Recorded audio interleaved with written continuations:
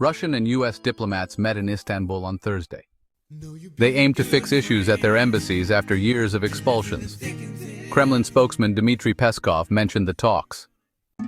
They followed an understanding from a call between Trump and Putin. Top diplomats from both countries also talked in Saudi Arabia.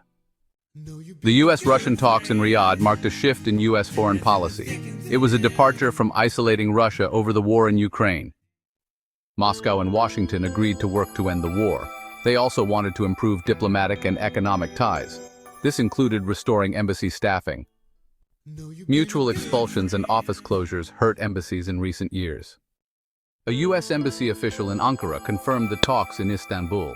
They would address issues affecting diplomatic missions. Valentina Matvienko spoke during a visit to Turkey. She said U.S.-Russia talks should help restore diplomatic work. "I'm sure agreements will be reached," she said. "We will return to civilized communication." Ties between Moscow and Washington fell to Cold War levels. This happened after Russia annexed Crimea in 2014 and invaded Ukraine in 2022. No Ukrainian officials attended last week's talks.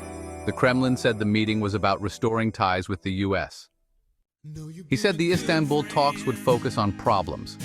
These problems arose from the previous U.S. administration's actions. They created obstacles for the Russian embassy, he said.